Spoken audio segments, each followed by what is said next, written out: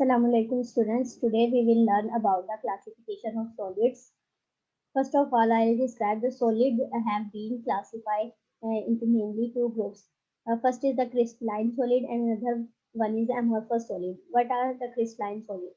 The crystalline solids have characteristic geometrical shape due to the highly ordered three-dimensional arrangement of the particles. And they are bounded by the plane surface called the faces which intersect each other at a particular angle.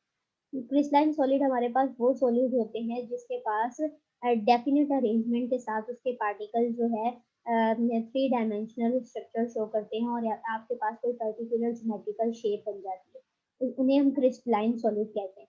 The reason of the formation of the regular pattern or the crystal in the atom ions or the molecule tend to arrange themselves in a position of maximum attraction or in a position of minimum energy. जो यहाँ पर molecules atoms और ion की जो regular pattern के साथ arrangement होती है क्रिस्टल के अंदर, वो जो है मॉलिक्यूल्स की आपस में मैक्सिमम अट्रैक्शन की वजह से और मिनिमम एनर्जी की वजह से होती है. वो एक दूसरे को टाइटली बाउंड करके रेगुलर ज्योमेट्री शो करते हैं, उन्हें हम क्रिस्टलाइन सॉलिड कहते हैं. इसमें आपके पास एग्जांपल आ जाती है, जैसे शुगर के मॉलिक्यूल होते हैं, वो भी आपने देखा होगा.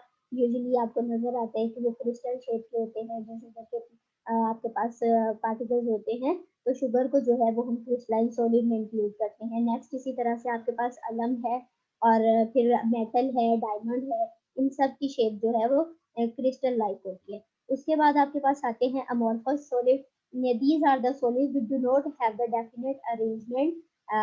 वो वाले सॉलिड जिसमें आपके पास डेफिनेट अरेंजमेंट नहीं होती, उन्हें हम अमोर्फस सॉलिड कहते हैं.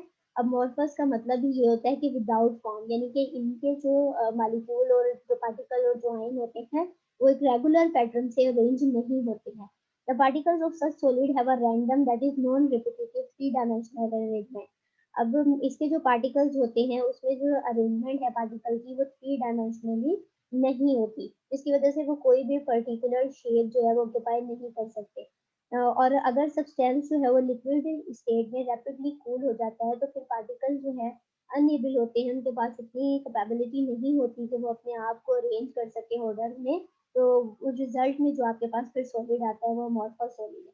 और इसमें हम एग्जांपल जो है इंक्लूड करते हैं ग्लास, प्लास्टिक और रबड़. ग्लास जो है वो भी आपके पास अमोर्फस सॉलिड में जो है इंक्लूड किया जाता है, इसी तरह प्लास्टिक और रबड़, क्योंकि इनके जो पार्टिकल होते हैं तो जब हम इन्हें सडनली इसे आप लिक्विड स्टेट को कूल अप करते हैं तो वो सॉलिड में कन्वर्ट होने से पहले जो उनके पार्टिकल्स की अरेंजमेंट है वो ऑर्डर में नहीं होती, जिसकी वजह से वो क्या होता है, सॉलिड तो बनता है, अपने स्टेट को चेंज तो करता है लिक्विड स्टेट से, लेकिन वो डेफिनेट अरेंजमेंट के साथ नहीं होता, जिन्हें हम अमोर्फस सॉलिड कहते हैं. तो इसमें आपके पास एग्जांपल आ जाती है. अब नीचे यहाँ फिगर में आप फिगर नंबर ए में देखें तो आपको नजर आ रहा है कि ये क्रिस्टलाइन है, तो इनके पार्टिकल्स की अरेंजमेंट जो है वो एक रेगुलर पैटर्न के साथ है. और फिगर बी में जो आपके पास अरेंजमेंट है पार्टिकल की वो रेगुलर पैटर्न में नहीं है, जो हम अमोर्फस कहेंगे. उसके बाद आपके पास आ जाते हैं कि क्रिस्टलाइन सॉलिड जो है वो कौन कौन सी प्रॉपर्टीज शो करते हैं. इनके पास डेफिनेट ज्योमेट्री होती है, उसमें हम इसके साथ जो है ना सेलो क्रिस्टल लैटिस का भी कंसेप्ट पढ़ेंगे. उसके बाद इनका मेल्टिंग पॉइंट भी देखेंगे कैसा है, cleavage and cleavage plane, anisotropy, allotropy, symmetry, polymorphism, isomorphism, ये सब इसकी प्रॉपर्टीज हैं. सबसे पहले हम डिस्कस कर लेते हैं ज्योमेट्री. तो ज्योमेट्री जो है वो हमें क्रिस्टलाइन सॉलिड्स की जो है वो शेप के बारे में बताती है कि इसमें जो पार्टिकल है वो डेफिनेट अरेंजमेंट के साथ है. और क्रिस्टल लैटिस को हम स्पेस लैटिस भी कहते हैं. तो वो क्या होता है कि हमें पता है कि क्रिस्टल में पार्टिकल रेगुलर अरेंजमेंट में है, एटम और उसके आयन और मॉलिक्यूल आप कुछ भी कह सकते हैं. When such an arrangement of atom is represented in a three-dimensional structure, अगर हम उस अरेंजमेंट को 3D स्ट्रक्चर के थ्रू जो है वो एक्सप्लेन करते हैं तो इस चीज को हम क्रिस्टल लैटिस कहते हैं. So lattice is an array of points in a particular order which describe the arrangement of particles. तो लैटिस क्या है? लैटिस आपके पास एक एरे, एक ऐसा एरे है, एक ऐसा पॉइंट है जो कि क्रिस्टलाइन सॉलिड में अरेंजमेंट ऑफ पार्टिकल को इंडिकेट करता है. Now the Gus Bravis was French scientist who found out there are the total of 14 possible 3D lattice. तो जो आपके पास ब्रेविस एक साइंटिस्ट है, फ्रेंच साइंटिस्ट, उसने जो है 14 थ्री डायमेंशनल लैटिस जो है वो क्रिस्टलाइन सॉलिड के एक्सप्लेन किए. These 14 arrangement are the Bravais lattice. और इन 14 अरेंजमेंट को जो है ब्रेविस लैटिस कहते हैं. They have the 6 basic shape. इसकी 6 जो है वो आपके पास बेसिक शेप है। अब यहाँ पर आप फीलिंग देख सकते हैं इसमें फिगर में कि ब्रेविस लैटिस ने किस तरह से 14 अरेंजमेंट की है। पहले जो है वो आपके पास है सिंपल क्यूबिक है, ये भी 3D स्ट्रक्चर है। फिर आपके पास फेस सेंटर्ड है, यानी कि आपने वो जो पॉइंट लगाने हैं लैटिस का वो आपने फेस पर शो करना है। उसके बाद बॉडी सेंटर्ड है, आपने इसकी बॉडी पर शो करना है। सिंपल आपके पास टेट्रागोनल है, इसी तरह इसमें बॉडी सेंटर्ड है। हेक्सागोनल है, फिर सिंपल ऑर्थोरोम्बिक है, बॉडी सेंटर्ड ऑर्थोरोम्बिक है, बेस सेंटर्ड ऑर्थोरोम्बिक है। फिर उसके बाद आपके पास फेस सेंटर्ड ऑर्थोरोम्बिक है, फिर रोम्बोहेड्रल है, सिंपल मोनोक्लिनिक है, फिर इसका बेस सेंटर्ड मोनोक्लिनिक है, फिर ट्राइक्लिनिक है। तो इस तरह से ये 14 अरेंजमेंट है जो ब्रेविस लैटिस ने जो है एक्सप्लेन किए हैं, और इसकी जो बेसिक शेप है वो 6 है। और इन्हीं के बेस पे फिर हम 7 क्रिस्टल सिस्टम पढ़ते हैं, वो हम नेक्स्ट लेक्चर में करेंगे। उसके बाद आपके पास आता है कि इसके कैरेक्टरिस्टिक क्या होते हैं क्रिस्टल लैटिस के। The 14 Bravais lattice show a similar characteristic, these are the, अब वो कौन कौन से हैं। Each point on the lattice represent the one particle of the crystal, this is the lattice point. तो जो लैटिस रिप्रेजेंट करता है क्रिस्टल के अंदर किसी भी एक पार्टिकल को, वही आपका लैटिस पॉइंट कहलाता है। जैसे आपने फेस सेंटर्ड, बॉडी सेंटर और एम सेंटर्ड में देखा, या बेस सेंटर में। This particular particle may be an atom, molecule और इवन आयन। तो क्रिस्टलाइन शेप के अंदर जो पॉइंट रिप्रेजेंट करे पार्टिकल को, तो वो जो है वो एक्चुअली किसको रिप्रेजेंट कर रहा होता है, उस क्रिस्टल में मौजूद एटम, मॉलिक्यूल और आयंस को रिप्रेजेंट कर रहा होता है। These lattice point of a crystal are joined together by a straight line। और फिर आपने देखा होगा कि उन्हें जो है उन लैटिस पॉइंट्स को हम स्ट्रेट लाइन के थ्रू जो है एक दूसरे से ज्वाइन करते हैं। By joining of these points we get the geometry of the crystal। और जब हम उन पॉइंट्स को ज्वाइन कर देते हैं स्ट्रेट लाइन से, तो हमारे पास पर्टिकुलर शेप की ज्योमेट्री आ जाती है क्रिस्टल की। Every one of the 14 lattice such as the unique geometry. और अब आपने पीछे फिगर में भी देखा, एक बार से फिर से आप गौर से देख सकते हैं कि यहाँ पर ये जो आपके पास सर्कल लगे हुए हैं, ये एक्चुअली लैटिस पॉइंट हैं, और आपने इन लैटिस पॉइंट को स्ट्रेट लाइन के साथ एक दूसरे ज्वाइन किया है। तो जैसे आप स्ट्रेट लाइन से इनको ज्वाइन करते हैं तो एक पर्टिकुलर ज्योमेट्री आ जाती है। जैसे आप फर्स्ट फिगर में देख सकते हैं कि आपके पास अब इसकी ज्योमेट्री जो है वो क्यूबिक शेप में आ गई है। ये इस तरह से इनके जो लैटिस पॉइंट होते हैं, इनको स्ट्रेट लाइन के साथ ज्वाइन करने के बाद ये लास्ट आपके पास पॉइंट यही कह रहा है कि ये 14 अरेंजमेंट फिर आपको कोई ना कोई यूनिक ज्योमेट्री देती है। उसके बाद यूनिट सेल किसे कहते हैं? A unit cell is the most basic repeating structure of any solid. ये जो है आपके पास यूनिट सेल जो है बार बार अगर आप किसी भी सॉलिड का स्ट्रक्चर जो है रिपीट करें पर्टिकुलर ज्योमेट्री के साथ, तो उसे आप यूनिट सॉलिड कहते हैं। It is used to visually simplify the crystalline pattern solid arrange themselves। The entire of the space lattice is built by repeating the arrangement of unit cell। तो जो आपके पास स्पेस लैटिस होता है उसमें हम क्या करते हैं, यूनिट सेल को अगर हम बार बार अरेंज करें, बार बार रिपीट करें, तो आपके पास उसका इंटायर होल जो है वो स्पेस लैटिस बिल्डअप हो जाता है। A unit cell is a geometrical shape even by itself. और यूनिट सेल खुद क्या है, वो एक इटसेल्फ ज्योमेट्रिकल शेप है। उसके बाद 3 एजेस होते हैं, and these 3 axes form 3 respective angles. और वो जो एजेस हैं वो 3 एंगल से मिलकर बनते हैं, या एंगल्स को भी शो करते हैं। अब इसमें एजेस कौन कौन से होते हैं?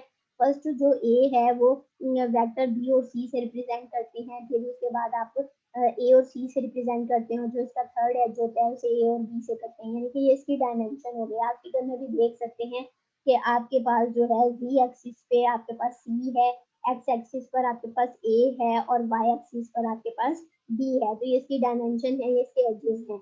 उसके बाद आपने एंगल भी इसमें रिप्रेजेंट किए हैं। तो जो अल्फा है वो बी और सी के बिटवीन एंगल है। उसके बाद बीटा वाला एंगल आपके पास ए और सी के बिटवीन है, आप फिगर में देख सकते हैं। उसके बाद आपके पास गैमा एंगल है, तो आपके पास एज ए और बी में है। तो यूनिट सेल को डिफाइन करने के लिए हमें डायमेंशन और एंगल की जरूरत पड़ती है। डायमेंशन आपके पास ए बी सी है, और एंगल जो है वो आपके पास अल्फा बीटा गैमा है। और इस तरह अगर आप बार बार रिपीट करते हैं यूनिट सेल के स्ट्रक्चर को, तो इंटायर जो आपके पास यूनिट सेल की अरेंजमेंट है वो आपको स्पेस लैटिस जो है वो बिल्डअप करके देती है। उसके बाद आपके पास आ जाता है प्रिमिटिव। 2 तरह के यूनिट सेल होते हैं, प्रिमिटिव यूनिट सेल होता है, एक नॉन प्रिमिटिव होता है। तो पहले हम प्रिमिटिव यूनिट सेल को देख लेते हैं। A primitive unit cell only has atom, molecule और ion at the corner of the lattice. तो अब आप इस फिगर में देख सकते हैं, ये जो सर्कल है ये आपके पास लैटिस पॉइंट है, और आपने इन सारे लैटिस पॉइंट को स्ट्रेट लाइन के साथ ज्वाइन किया है, तो आपके पास एक पर्टिकुलर ज्योमेट्री आ गई है क्यूबिक शेप की। तो अ प्रिमिटिव यूनिट सेल जो है वो आपके पास एटम मॉलिक्यूल और आयंस को कॉर्नर पर रिप्रेजेंट कर रहा है। They are the no particle located at any other position. आप इस फिगर में देख सकते हैं कि सिर्फ पॉइंट पर आपने जो है वो लैटिस पॉइंट लगाए हैं, आपने और कहीं पर भी जो है इन लैटिस पॉइंट को लोकेट नहीं किया हुआ। तो प्रिमिटिव सेल जो है वो उसके पास सिर्फ एक ही लैटिस पॉइंट होता है। हम जो है किसी भी और पोजीशन पे यानी कि फेस पर या बॉडी पर या बेस पे एंड पे हम कहीं भी लैटिस पॉइंट को इंडिकेट नहीं करते, तो इसके पास पर्टिकुलर वन लैटिस पॉइंट होता है। फिर उसके बाद नॉन प्रिमिटिव सेल जो है, इस टाइप ऑफ यूनिट सेल में हम क्या करते हैं, पार्टिकल को न सिर्फ कॉर्नर पर लोकेट करते हैं बल्कि अदर पोजीशन पर भी लोकेट करते हैं। These additional constituent particle are either on the face of the unit cell or inside the unit cell. वो फेस पर भी हो सकता है, इनसाइड भी हो सकता है। So there is more than one lattice point in a non primitive cell. तो कंक्लूजन ये निकलता है कि नॉन प्रिमिटिव सेल में जो है वो एक से ज्यादा यूनिट सेल होते हैं, सॉरी एक से ज्यादा लैटिस पॉइंट होते हैं। These are the actually three type of the non primitive unit cell. तो जिसमें एक से ज्यादा लैटिस पॉइंट हो उन्हें नॉन प्रिमिटिव यूनिट सेल कहते हैं। तो पहला जो है वो आपके पास बॉडी सेंटर्ड है। It has one particle at the centre of body, other particles are at the corner of lattice. तो कॉर्नर ऑफ लैटिस पर तो आपके पास जो है वो लैटिस पॉइंट होगा, लेकिन अगर आपके पास सेंटर ऑफ बॉडी में भी हो तो उसे body centred non primitive unit cell कहते हैं। उसके बाद आप जैसे ये फर्स्ट फिगर में देख सकते हैं कि कॉर्नर पर आपके पास लैटिस पॉइंट है, तो एक आपके पास जो है वो सेंटर ऑफ बॉडी में भी है, जो कि गोल्डन कलर से इंडिकेट किया है, ब्राउन कलर से इंडिकेट हुआ हुआ है।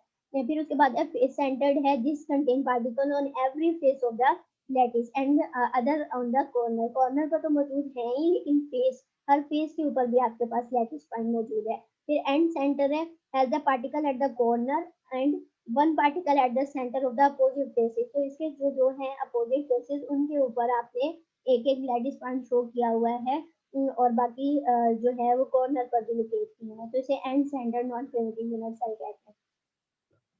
उसके बाद आपके पास आ जाता है इसकी दूसरी प्रॉपर्टी। अब आपने ज्योमेट्री पढ़ ली, तो सेकंड प्रॉपर्टी इसकी मेल्टिंग पॉइंट की। तो क्रिस्टलाइन सॉलिड का मेल्टिंग पॉइंट जो होता है वो शार्प होता है and start melting when it reach a particular temperature. तो जब वो अपने पर्टिकुलर टेम्परेचर पर पहुंचता है तो क्रिस्टल जो है वो मेल्ट होना शुरू हो जाता है। They have a definite heat of fusion, और इसकी हीट ऑफ फ्यूजन भी डेफिनेट होती है। अब हीट ऑफ फ्यूजन किसे कहते हैं? Amount of energy needed to melt a given mass of solid at its melting point.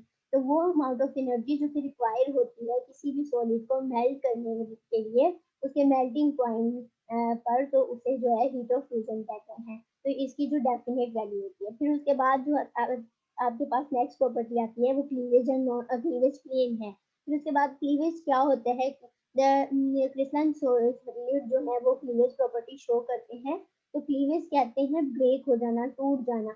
When they are cut with the edge of a sharp tool, they split into two pieces, and the newly generated surface are smooth and plain. जैसे कि आप picture में देख सकते हैं कि आपने knife से जो है वो सॉलिड क्रिस्टलाइन सॉलिड को कट किया, तो जो आपके पास न्यू सरफेस जनरेट हुई है वो बिल्कुल स्मूथ है, प्लेन है। इस प्रॉपर्टी को जो है हम क्लीवेज कहते हैं। और breakage of big crystal into a smaller crystal of identical shape is called cleavage. दूसरा आप इसे इस तरह से भी डिफाइन कर सकते हैं, अगर आप किसी बड़े क्रिस्टल को छोटे क्रिस्टल में जो है तोड़ देते हैं, ब्रेक कर देते हैं, तो उसकी शेप फिर भी आइडेंटिकल आती है जैसे कि उसके पेरेंट क्रिस्टल की होती है। इस प्रॉपर्टी को क्लीवेज कहते हैं।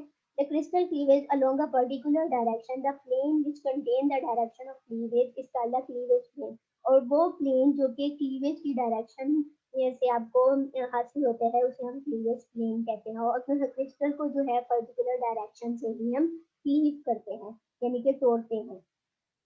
उसके बाद इसकी नेक्स्ट प्रॉपर्टी सिमेट्री होती है। सिमेट्री क्या है?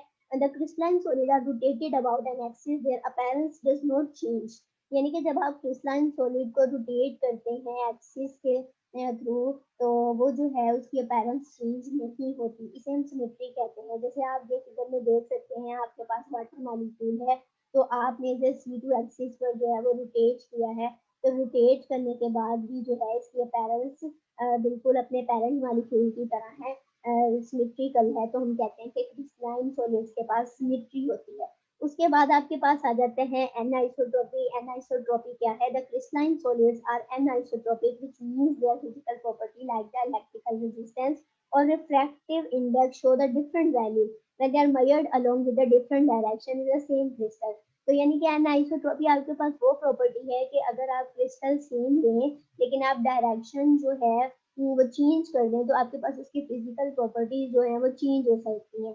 और उन फिजिकल प्रॉपर्टी में आपके पास आ जाती है इलेक्ट्रिकल रेजिस्टेंस, आ जाता है रिफ्रैक्टिव इंडेक्स, आ जाता है। अब इसमें जो है आप कौन से क्रिस्टल की एग्जांपल लेंगे? ग्रेफाइट इसकी जो है वो बेस्ट एग्जांपल है। आप ग्रेफाइट को जो है अभी जो भी क्रिस्टल लाइक होते हैं इसमें से जब इलेक्ट्रिसिटी पास करवाते हैं तो जो आपके पास इलेक्ट्रिसिटी होती है बट वो पास होती है जब आप पैरेलल डायरेक्शन से पास करवाते हैं। अगर आप उसे परपेंडिकुलर डायरेक्शन से पास करवाते हैं तो ग्रेफाइट की जो इलेक्ट्रिसिटी है यानी कि जो इलेक्ट्रिकल प्रॉपर्टी है वो चेंज हो जाती है तो उसमें से इलेक्ट्रिसिटी पास नहीं होती। तो एनाइसोट्रॉपी आपके पास वही प्रॉपर्टी है जो कि डायरेक्शन के चेंज होने से फिजिकल प्रॉपर्टी को वेरी करे, चेंज कर दे। अब यहाँ पर आपके पास ग्रेफाइट का फिगर में स्ट्रक्चर है तो आप देख सकते हैं अगर हम पैरेलल प्लेन में इलेक्ट्रिसिटी पास करवाते हैं तो वो पास आउट हो जाती है, लेकिन अगर परपेंडिकुलर डायरेक्शन से आप इलेक्ट्रिसिटी को पास करवाना चाहते हो तो वो पास नहीं होती है। ये प्रॉपर्टी एनाइसोट्रॉपिक कहलाती है और जो क्रिस्टलाइन सॉलिड होते हैं वो एनाइसोट्रॉपिक होते हैं। उसके बाद आपके पास आता है एलोट्रॉपी। एलोट्रॉपी क्या होता है? एग्जिस्टेंस ऑफ द मॉलिक्यूल या फिर existence of the crystal in two or more form. अगर एक क्रिस्टल की एग्जिस्टेंस जो है वो दो या दो से ज्यादा फॉर्म में हो इसे हम एलोट्रोप्स कहते हैं। इसमें भी differ in the arrangement of atom in the crystalline solid in the occurrence of molecule that contain a different number of atom। अब इसमें जो है अरेंजमेंट डिफरेंट हो जाती है एटम और मॉलिक्यूल की किसी भी सॉलिड में और उनके पास नंबर ऑफ एटम भी डिफरेंट हो सकते हैं। The term allotrope refer to one और more form of a chemical element that occur in the same physical state, लेकिन उनकी फिजिकल स्टेट जो है वो सेम रहती है। अब इसमें आप एग्जांपल जो है वो ये ले सकते हैं, ग्रेफाइट है, डायमंड है, ये दोनों एलोट्रोप हैं कार्बन के। अब बेसिकली ये कार्बन से मिलकर बने हैं तो इनकी जो है आपके पास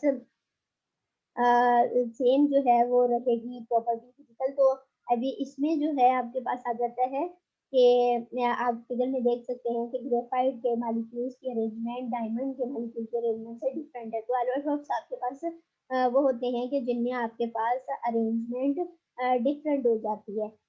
अब इसमें आपके पास ग्रेफाइट जो है वो सॉफ्ट है लेकिन डायमंड जो है वो हार्ड है।